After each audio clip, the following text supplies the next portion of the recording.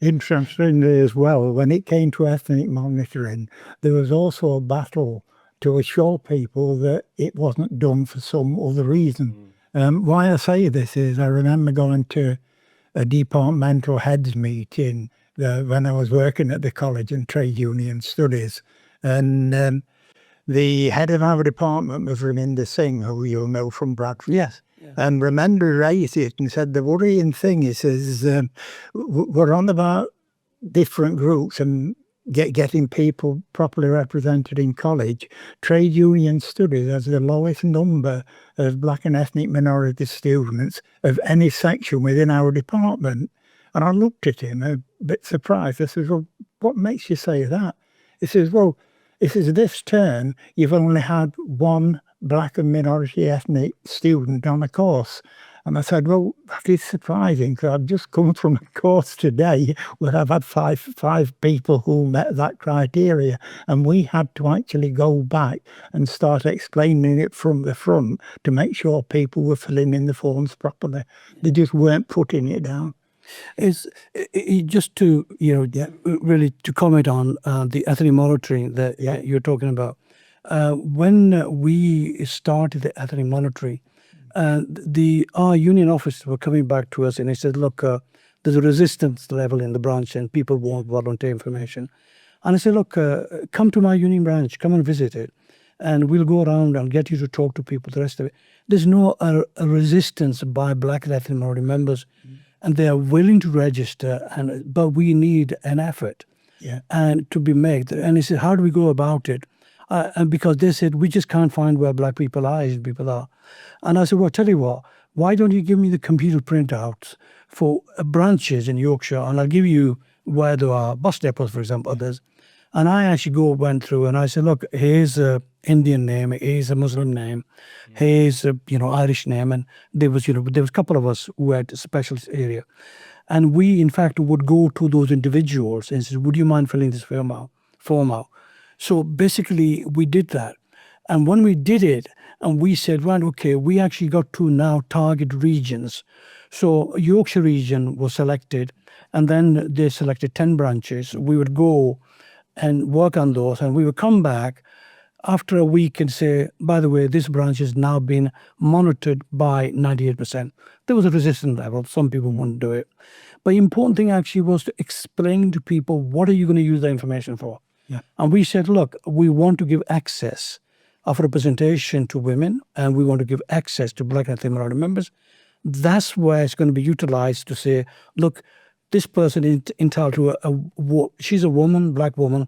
She can vote for a woman representative and a black person as well. Yeah. And so basically that came about. So it was really interesting that when you went to offices, this simply was questioning. They didn't know how to do it.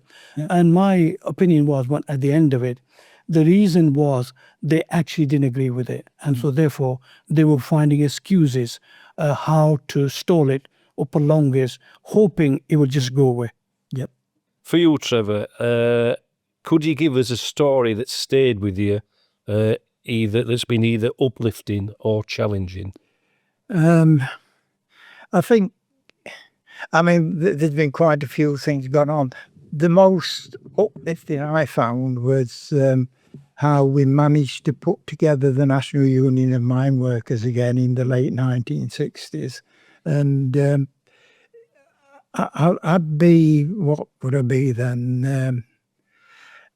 I'd be about mid-20s onwards, and by this time I'd actually got involved in the union, and we were looking at a picture where, with a massive industry here where work was hard and what have you, and yet we were becoming very low paid. We'd been nationalised, which was a dream that the union had always had, and that was quite funny in its own way that after the war, when they nationalised key industries, and they didn't nationalise them as some sort of great socialist project, which is what a lot of people think.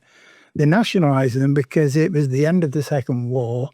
We'd just lost and was losing an empire, which meant that our right to sell our goods there without competition was lost, and we had to win back markets.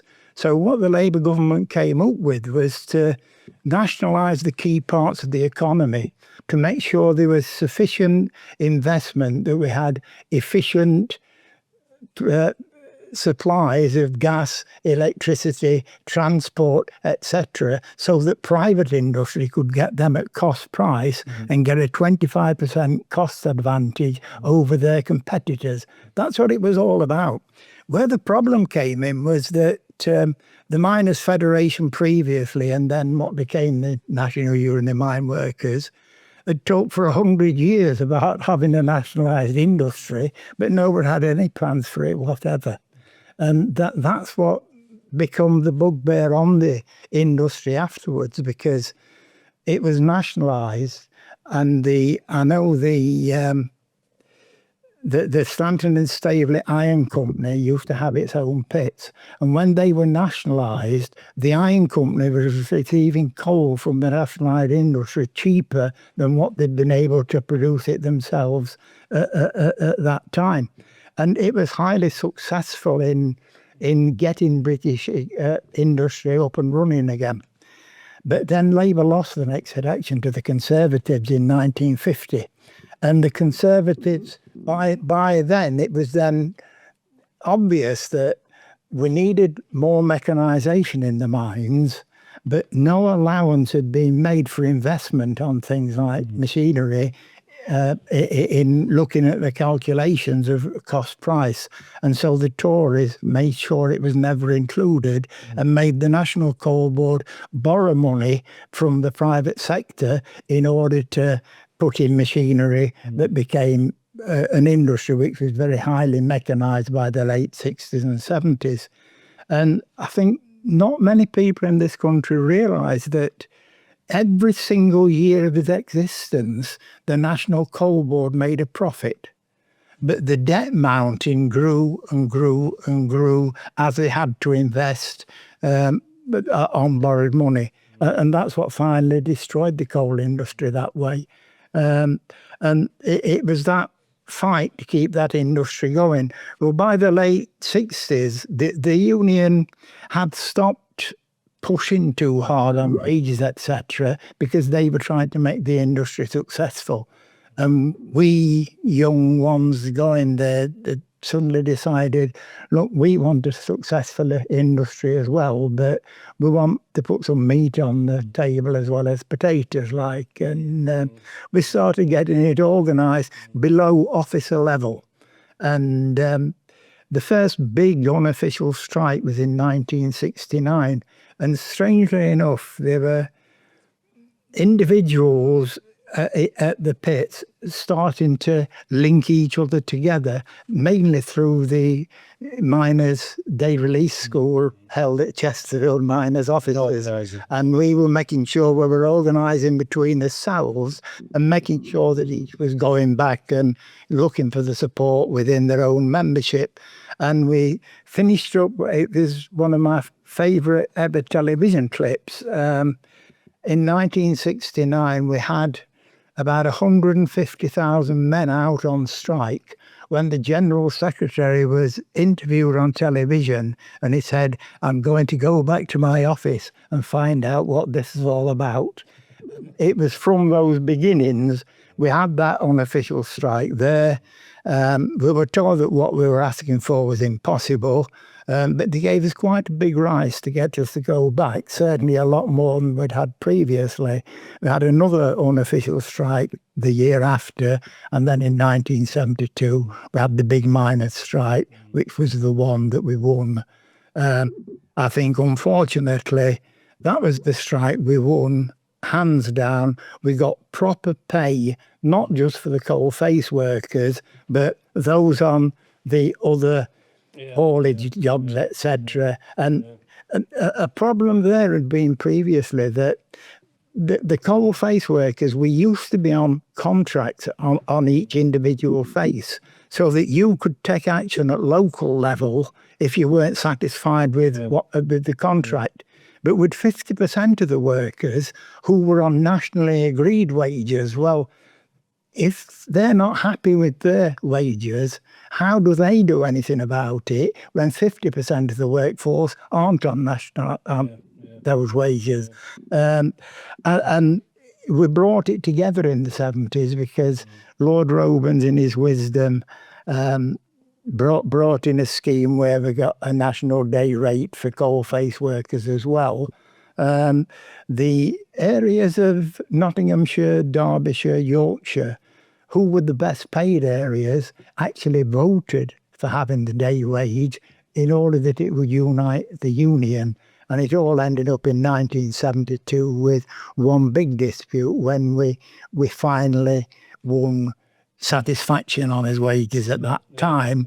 But in doing so, we brought down a Tory Prime Minister, and the Tory party never forgave us. And the closure of the British mining industry wasn't due to coal mines being worked out or anything like that. It was due to a political party achieving its political decision. Yeah.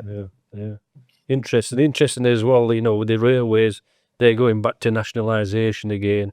But I think the under nationalisation, the first, I think it's Southern Trains. I'm not 100% sure. Yes, They've nationalised them, but the first vehicle that went on the first trip wasn't a train; it was a bus replacement service. The British economy has been in more and more trouble the longer this privatisation's gone on. I cannot think of an industry that's been privatised that's more efficient, well, as efficient now as it was under nationalisation, and certainly the prices. The destruction of British industry, and it continues today, is how the hell can they compete with foreign competitors when they're paying more for the gas, more for the electricity, more for water, more for transport, etc. Yeah, true. It's destroyed the economy. A question here, or a couple of questions to both of you. How have unions changed in the digital age? And do you think digital activism is as effective as the organising methods that were used in the, I'm going to say the 80s, but it's like 60s, 70s, 80s, or in the past? Yeah. If I can come in on that one, I mean, at 82, I'm hardly part of the youth brigade in that sense. But I think that there's the confronting us, there's something that would have happened with or without a digital age, because we've also seen the destruction of large companies, so that you don't have those workplaces where people are at hand to organise within yourselves that way. You've got to look at new ways of reaching out. I'm not the best myself on using new technology. I'd just about get by, but on this WhatsApp, Snapchat, the ways you're talking about, they have to have the ways which you're going to get people into their own little groups talking, and I think the message to them is still going to be the same, that you need somebody who can speak up and speak in front of you. You need to know what the proper procedures are, what your rights are, etc. It's getting them into that discussion in order to then be able to develop the discussion, isn't it? Yeah. And it has to be digitally, because that's where we're at. And that's what everybody's into now, Yeah. And it is a good way of communication, because this could go out to thousands of people. The nearest I've been to it was when COVID came on, and the only way I could talk to anybody else during COVID was somebody set up the system, and we all talked online. Yeah. Well, that's Trevor, Taj. We actually experimented with digital methods as soon as they were available, not smartphones, etc. I'm talking about back in 2005, 2006. We had a few disputes with the company, strike action to be taken, the rest of it. And members were complaining that they find out more in the local telephone args in Bradford what's happening at the workplace than we find out from. Union meeting would take place once a month, and shop stewards committee would take place once a month. So they didn't really get to know. So we decided, in fact, that we were going to experiment with, and it was very difficult. It was just personal initiative I took. But the idea wasn't mine. It came from youngsters at our workplace, which was that you could buy a bundle of text messages and you could only send 20 messages at a time. There wasn't WhatsApp, for example. And so to send a message to 900 people, in fact, I would be sat on my computer or my phone, and it would take me an hour or a half to send a message. So we started with that idea, and it worked. People loved it. They actually found the story. And I'll give you another example that we were in discussions in a meeting with management, and my chairperson with me, he was talking the rest of it, and we had a position. And management threatened us that they were going to write to all members, tell us how awkward we are being, and we are not actually conducting negotiation in good faith, the rest of it.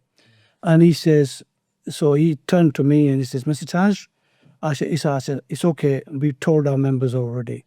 And this managing director says, what do you mean you told members? He says, I'll just send a text message to every member, all of them, while you guys have been talking, telling them what opposite negotiations are. And he didn't believe it, and he went out there and found out afterwards. So I think what unions, bigger unions, for example, they've got different methods. They've got lots of resources, funding, for example, for campaigns, organising. And Sharon Graham, the General Secretary of, first woman General Secretary of the Union Unite, for example, she is a product of digital campaigning, organising unit. And then, in fact, I was on the executive at the time when we decided that we're going to experiment with organising. So we set aside £4 million, 1 million each year, appointing organisers in each region throughout the country. And we're going to see after 4 years what return we got. After 4 years, when we looked at it, in fact, unions spent 4 million, but they got something back, 50 million back.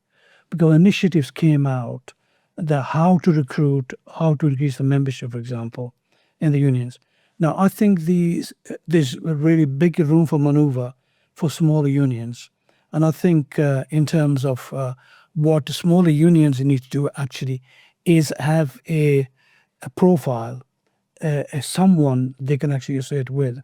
What I'm finding as industrial tribunals is that lots of the big unions, for example, they will not fund cases if they think the advice is that the case can't succeed, it hasn't got 51% chances, etc. In reality, they talk about 51, but the threshold actually is a lot larger than that. And the reason, and I can actually wholeheartedly support the trade union structure doing what they're doing, is that if they lose the case, the employers can actually ask for costs. And because the unions have funds, and generally speaking, they ask costs of 20,000 for individual members. If they are representing themselves, they can't ask for more. However, if the union is representing and they can put a case forward saying they knew they didn't have a case, it was a frivolous case, they can actually claim full costs. And some cases, I've sat on cases where cost maybe £500,000 for the employer's side, for example, alone, where the employees represent themselves.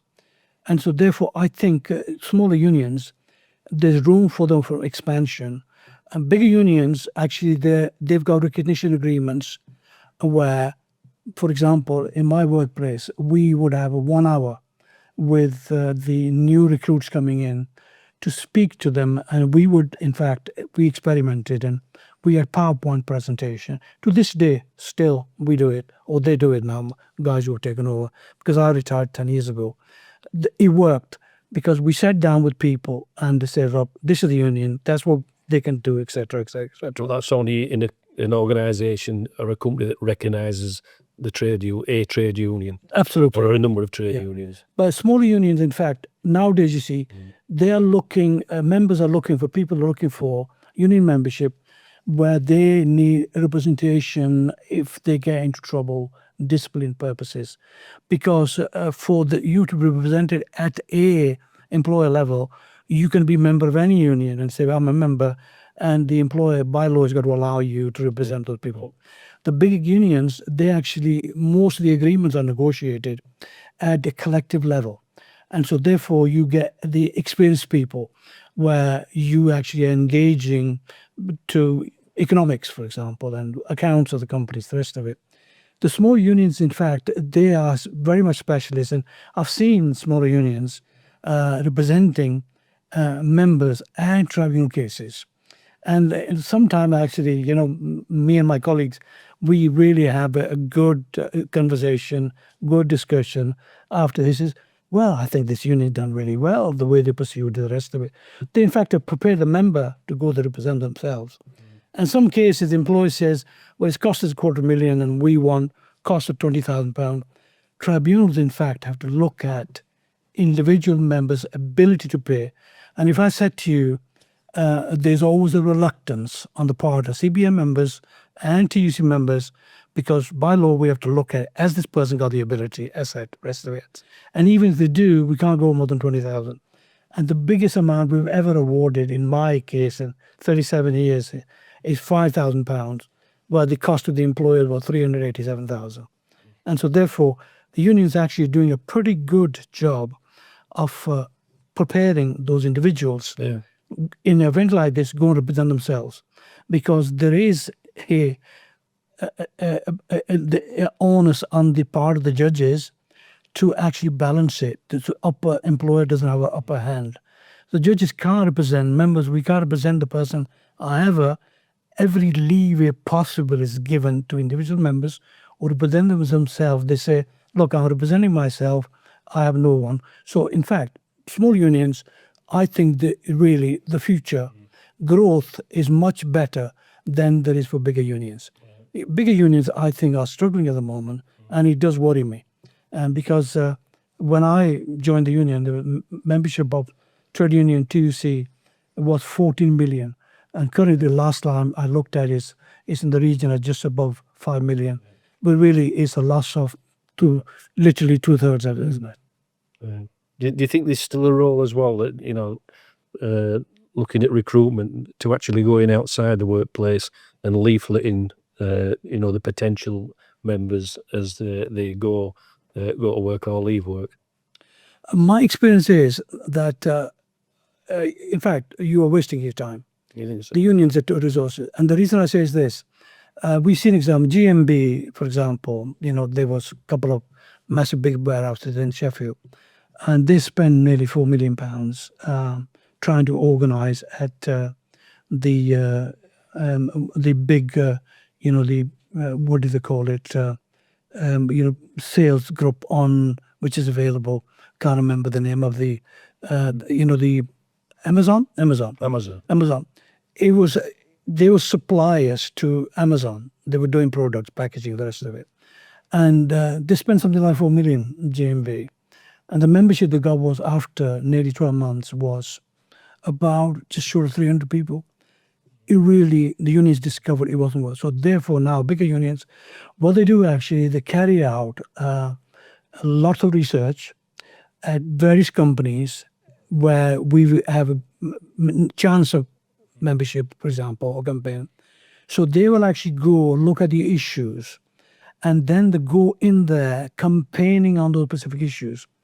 And I would say to you that why did I get involved in unions over the years? And apart from the guilty conscience, at the time there was a lot of racism, and there was lack of promotion for Black and Asian people. I was looking for a platform where I could get involved, could raise those grievances. And the first place for me was, for example, branch. The second place was trade councils. Trade councils have literally died down. I mean, Leeds is doing pretty well, reasonably well, but comparison to what it used to be, that if I went to a Bradford Trades Council, there would be 250 people every meeting. Nowadays, they can't have a quorum of 6 people or 7. And I think people have got to look for innovation. Innovation to overcome racism, and innovation to get members to attend meetings. To give you an example, innovation we couldn't get members to attend meetings. And it was crucial that they attended meetings, particularly when we were discussing pay negotiations. So we came on an idea that we will hold the meetings in a non-alcoholic place. And the first meeting actually we held was in a place on Lister Hills, Punjab Sweet House, where we put a meal on and we invited everybody, and we had 130 people turning up at the meeting. And then we decided after that the expenditure was worthwhile, So we should actually hold it. So now we said, right, we'll hold 4 meetings a year. And so we did that. And every meeting we had 150 people, 200. And then we will hold social events annually for members to come, free event, which was food, everything. We used to have 600 people turning up. And that, in fact, we had a problem, disunity amongst the workforce in the depot between Muslims and Sikhs, white and black. And we felt that they will hold what we call an annual Christmas event. We didn't call it Eid party or Baisakhi party. We called an annual event get-together for members. And it worked. And when I say to you that we held strike ballots, and don't be surprised where we, in fact, ended up with 88%, 92% turnouts, participation in the ballot. And then we would have 97, 98% yes for strike action. And I learned from Jack Jones, one day he came to speak us when I was a youngster, and of course in Eastbourne, and he says the best strike action is the strike that doesn't take place. And we didn't understand what he was saying. I was only 26, 27. And one guy says, what do you mean, Jack? And that strike doesn't do. He says, use the ballot strike action results as a leverage to get what you want to. And he says, if you're a negotiator, go into negotiation, you need to know, you have an idea what your members are willing to accept and what they will not reject. And in fact, we use that method for years to come. And I think the unions got to look for innovation, ideas. So, to both of you again, what gives you hope for the future of unions? Do you think unions have a future? And what do you think the future of unions is, if you do think they have hope? I think that society is as unequal today as it's ever been, and probably getting more so, and people are looking for solutions for that. I think it's probably going to pose new problems in how we organise workers, how we manage to correspond with them, etc., and get them together. But they've got grievances. They need proper representation. They need to move towards a society where they're seeing things as being a little bit more equal, a little bit fairer, etc. All the old problems there, that dichotomy between who owns and who controls workplaces, etc., it still remains the same. Looking at here and at the rest of the Western world, it doesn't seem to be moving in our direction. It's getting even more unequal. It's getting to the workers and being able to convince them that it's only if we start working together on this, we can start looking for solutions. Good answer. Yep. Good answer, Trevor. Taj? I think it really is, for me, in my view, I'm actually looking to the future that the unions have survived so far. And I think there is a very good chance they're going to continue to survive. And the current political climate that we have in Britain at the moment, for example, the political parties are not representing the view of workers. Workers have needs. And my experience has been that wherever somebody, in fact, discovers somebody's going to say on their behalf what needs to be said, they will join and they will participate. And I remember that talking to 6 people, PowerPoint presentation. And I've always remembered, and I always tell other people as well, there were 6 people, and there was 2 guys I spotted that I thought they're not going to join. They're really going to be reluctant to join the union whatsoever. So I would start up would say to them, so look, you might have had a good experience, bad experience, been a union member before. I don't know where you were, etc. Will you just tell me where you worked, etc. They did. Well, I did this job, the other.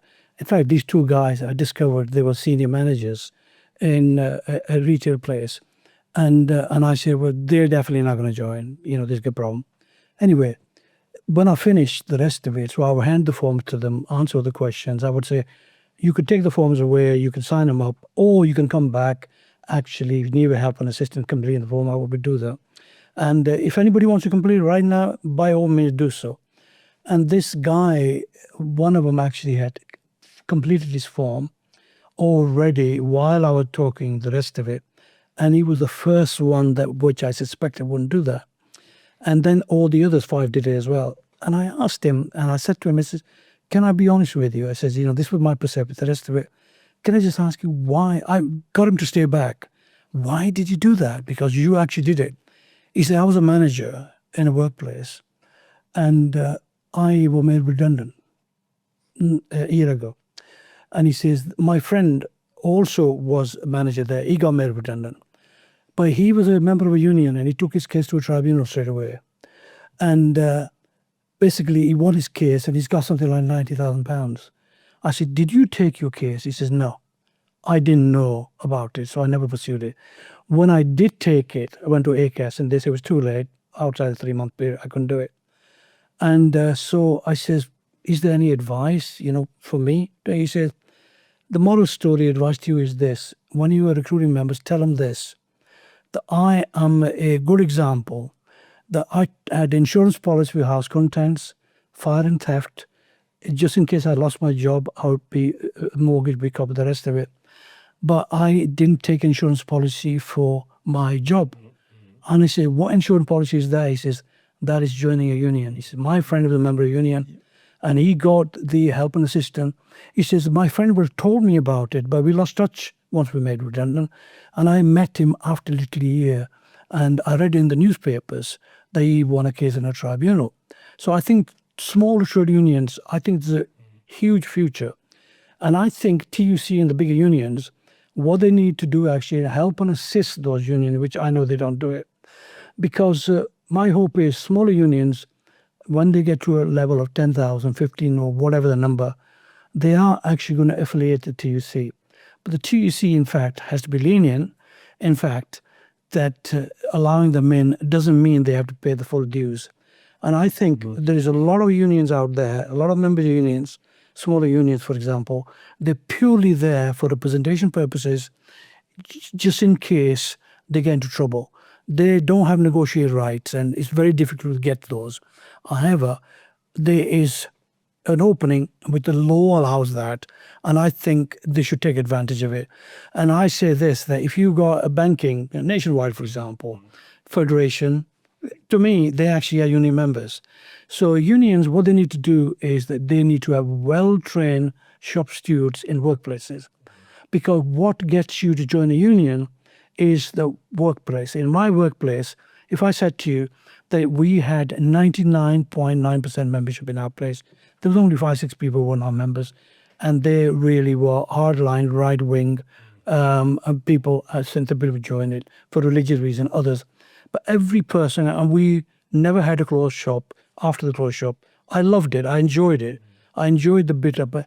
But we trained, and I used to look for talent among the workforce, encourage and bring on board.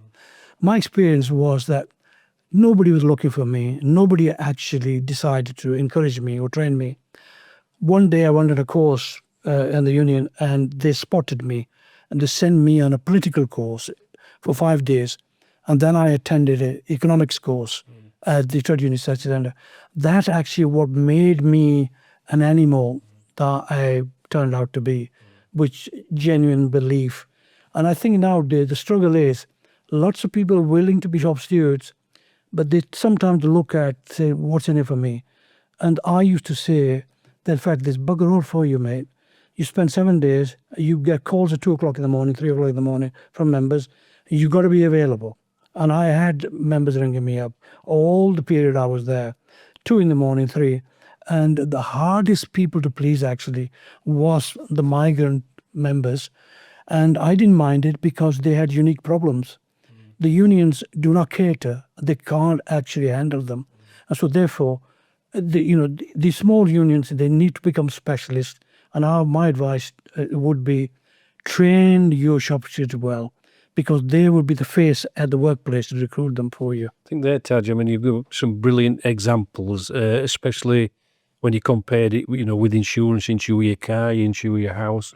And our union, it is a small union, but I know Mizan, our General Secretary, is determined to keep the union fees at a reasonable price.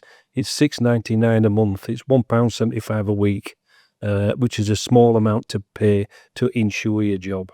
Okay. Well, thank you very much for both joining us today. It's been very interesting. We've run out of time. I don't think there's ever going to be enough time to go through everything. I had a number of questions which we might have a second podcast, maybe even possibly a third podcast to go through other things. But thank you very much for joining us today. And I can't thank you enough. Okay, Right. Thank you. Well, thank you for inviting us. No problem. Thanks. No. Right, cheers, Paul.